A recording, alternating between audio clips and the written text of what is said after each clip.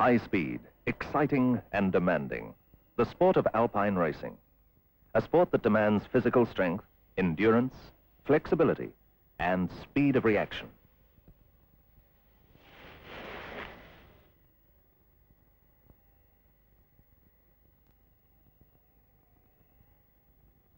This is a sport of thrills and dangers, where only a high level of physical fitness can prevent injury.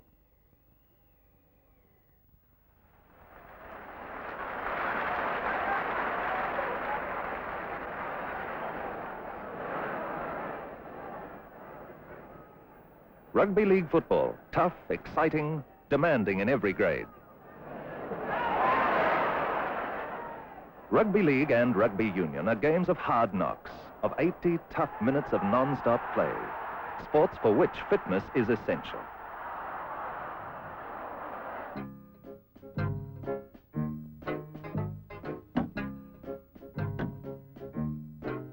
So far it's been centred in midfield for about the last 10 minutes, and in this close even struggle it's still anybody's guess which team is going to come out on top.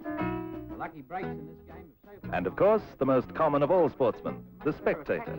Taking it easy, comfortable, relaxed. The only really safe sport there is. Or is it?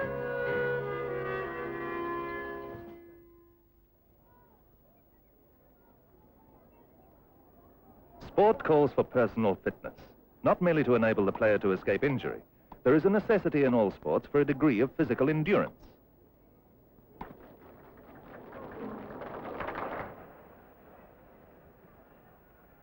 Team sport demands team spirit, and the team game must be played to the full-time bell or whistle to the best of a player's ability. There can be no room in a team for a player who is unfit, who lacks endurance.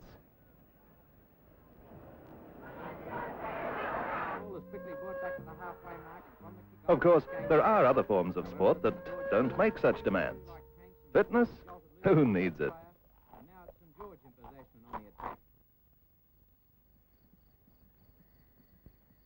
And after all, physical fitness isn't easy to come by. It takes work, hard work. You've got to drive yourself to it, and you could well ask, what's the point?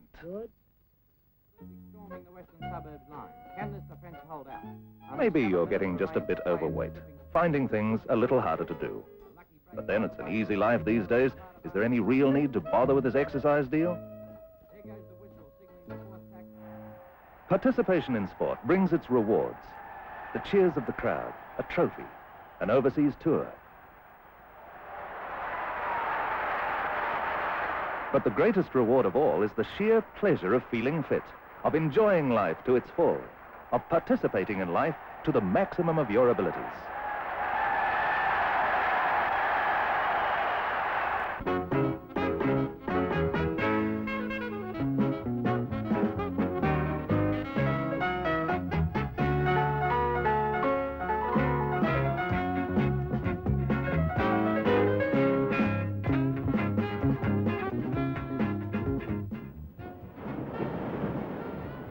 For the sportsman, there are many ways of getting and keeping fit, and many of them are worthwhile for their own sake alone.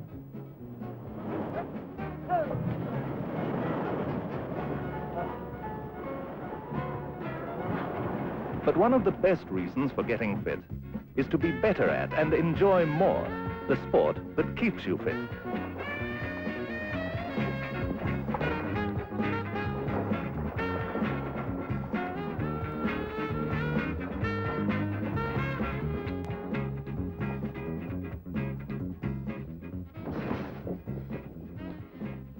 But there are sports where participating is not always enjoyable.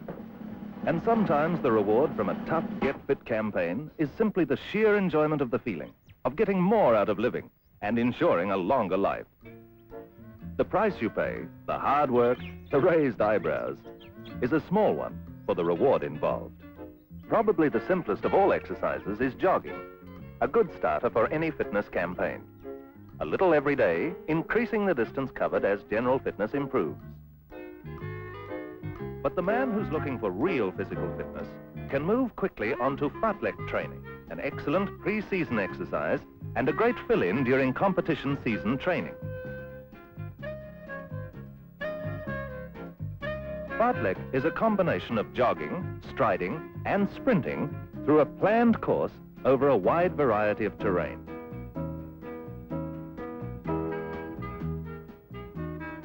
This course must be selected to combine strenuous exercise with adequate recovery periods. Running up sand dunes is an example of a part of the course demanding maximum effort. Running down stairs can be classed as a recovery period. There's no necessity for complete rest.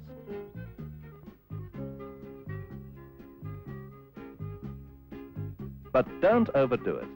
If your heart is still pounding or you're breathing labored after 10 minutes, or if you're showing any shakiness or distress after half an hour, you've done too much. Next time, reduce the distance and build up gradually. An excellent way to build endurance is by circuit training, carried out against the stopwatch under the supervision of an experienced coach. The player runs to each area and does the number and type of exercise indicated. The exercise must be done correctly, but the required number done as quickly as possible.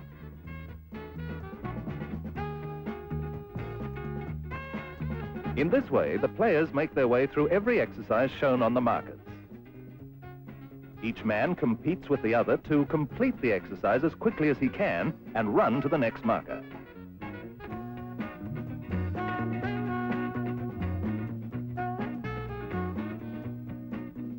The players then run a fast circuit of the field, returning to the area of the first exercise.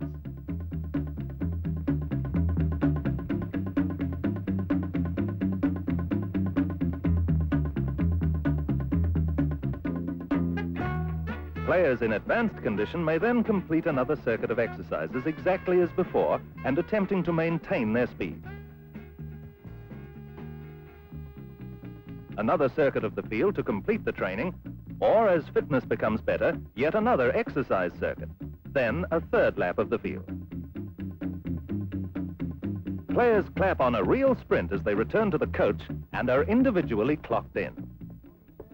43, 44, 45, A record of these times is kept, and the aim at the next training session is to improve upon them. 37, 38. 37.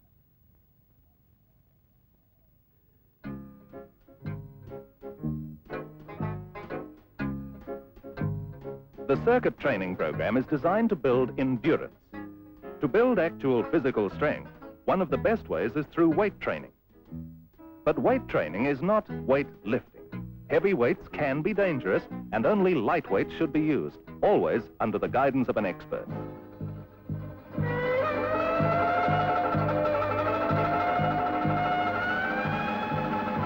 Be warned, never heavy weights. Light weights only, and then under expert guidance.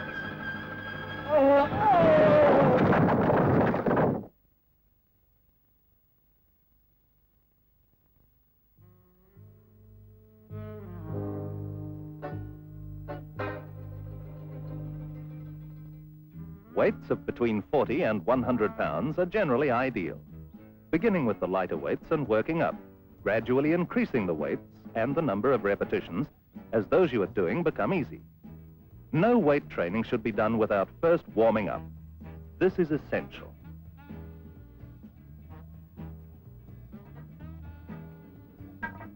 The weights themselves must be checked to ensure they're properly balanced and securely locked to the bar. Using either the underhand or overhand grips, fingers together, the hands comfortably placed just wider than the body. Knees bent, head up, back straight. The strain taken on the legs, not the back. Weight training demands concentration. Think of the exercise as you do it, and think of the muscles being worked. Breathing is important. Breathe in as the strain is taken. Out as you relax. Weight training will build strength quickly in different parts of the body, and the number of repetitions and weights can be gradually increased to match that gain in strength. The exercises are also beneficial after some injuries.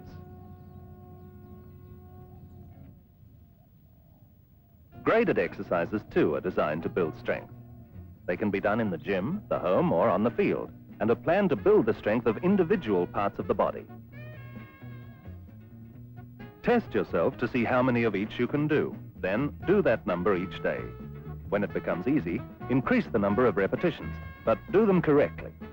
Press and pull-ups, rope climbing, parallel bar dips are all great strength builders for arms and shoulders.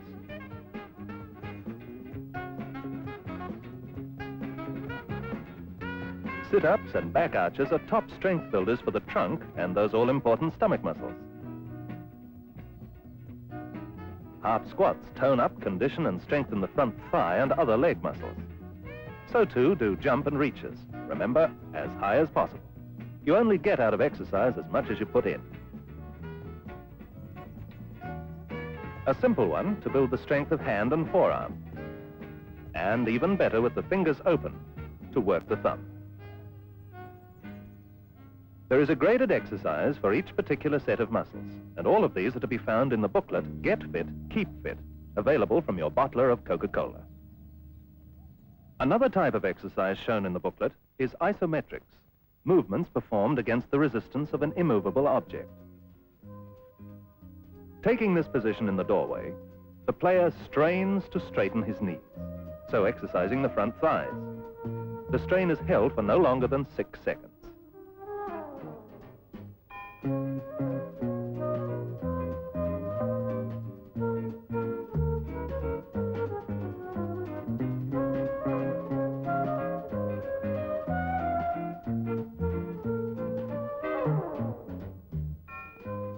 The effect of this exercise will be felt very quickly by the muscles of the abdomen.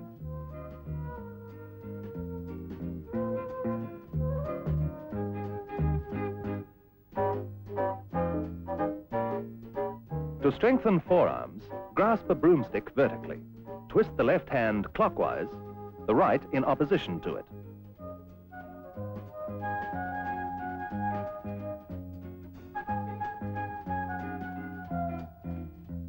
In this position, push as hard as possible to exercise shoulders, back, rear upper arms and leg muscles. An American weightlifting team touring Russia pushed down their hotel wall in this way.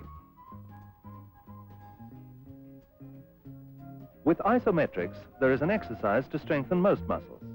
Exercises that can be done anywhere, need no equipment, and give good results in added strength. When possible, combine with a teammate of roughly your own strength. This way you help ensure that each does the full program correctly, and it helps alleviate the boredom of exercising alone.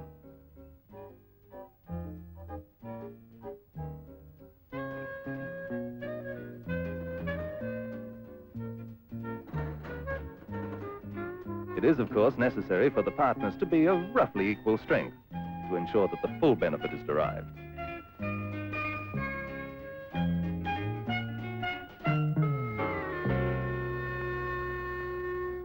One of the greatest strains imposed by many sports is in stopping and starting, accelerating, stopping abruptly, and starting again.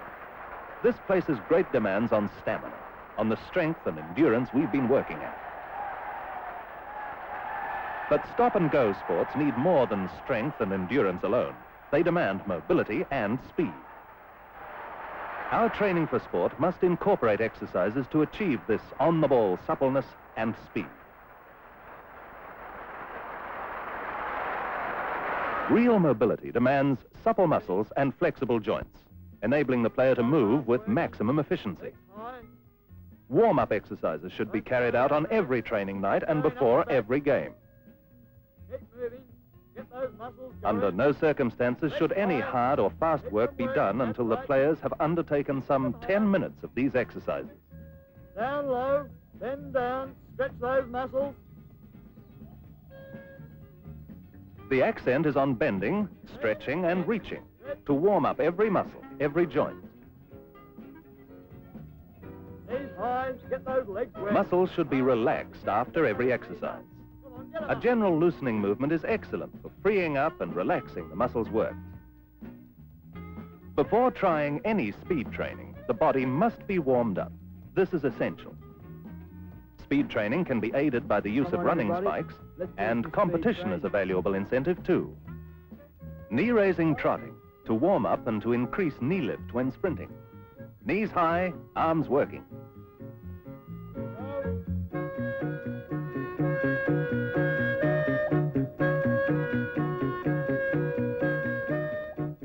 Sharpening up sprints. 20 yards of trotting, then 20 yards sprinting.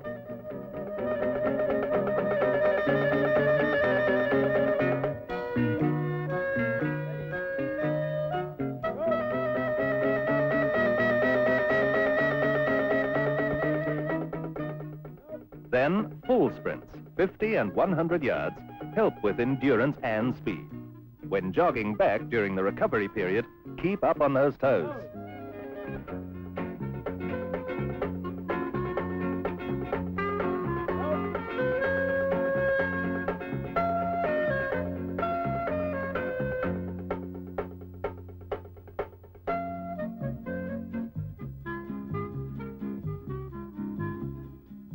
Running backwards places the workload on muscles in a different ratio.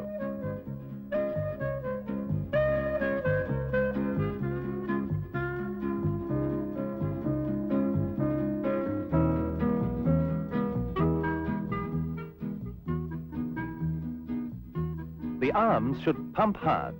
The faster they work, the faster the legs drive up and down. But where a ball is carried and the arms are occupied, efforts must still be made to sharpen speed. Running spikes can often help in this regard. Training for sport and for general fitness is best done under the guidance of an expert, experienced coach. If the services of a coach are not available, then a reliable reference book is advisable, such as Get Fit, Keep Fit, available from your bottler of Coca-Cola.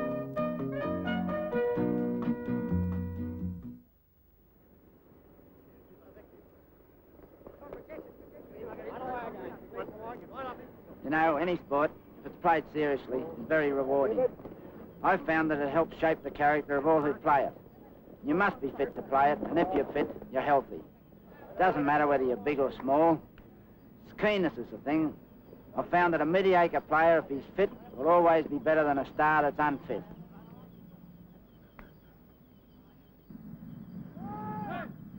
Only the fit, well-conditioned man can play at the full time and beat the risk of injury. An unfit player isn't a player at all. In the final quarter, when he's really needed, he'll prove a liability. I guess sport is the big thing to keep a man fit. And if he's going to enjoy sport and be successful at it, he has to work at building strength and flexibility.